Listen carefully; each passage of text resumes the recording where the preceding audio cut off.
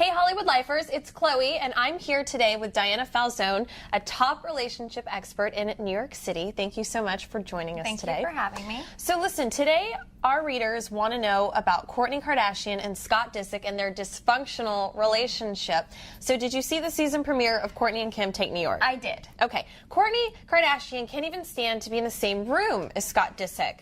But they're not married, so why are they together? Well, obviously they have a child that was not planned, but obviously very much wanted. And I think they're trying to make it work for their little baby Mason.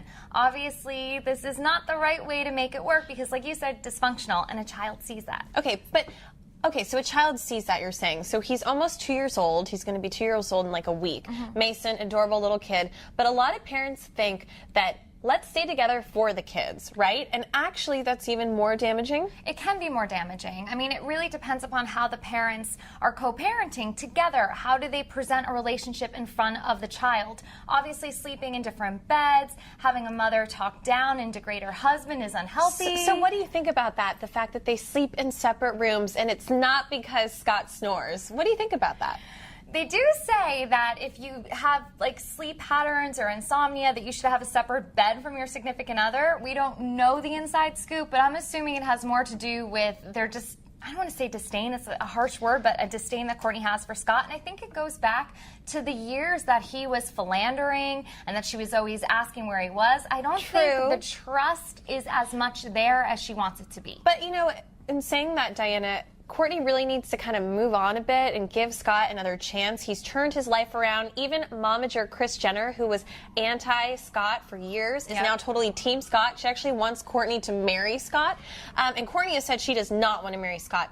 She just said in Glamour magazine today, she was in an interview with her sisters, Kourtney and Kim, that her New Year's resolution, get this, is that she wants to be nicer to Scott. Wow.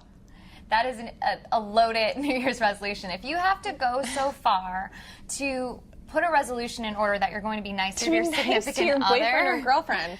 Yeah, no. I think that red flag. I think it's a red flag. I believe that they went to couples counseling. I'm a really big advocate for that for any couple, celebrity or not.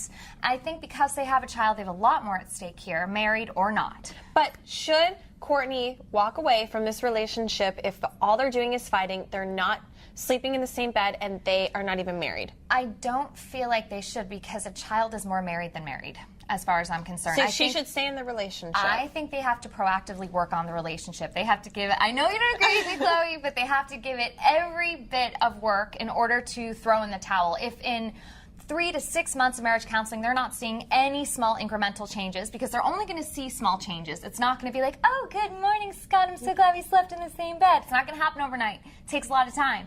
So they have to put the work in if they want to see it. I think it is for Mason. Their end goal should be for Mason. All right. Well, Hollywood Lifers, there you have it. Diana Falzone says that Kourtney should stick around and go along with her New Year's resolution and work things out with Scott Disick. I think she should leave him, but this is not about my opinion today. All right. So for all the latest news, gossip, style, beauty, and more, keep coming back to HollywoodLife.com.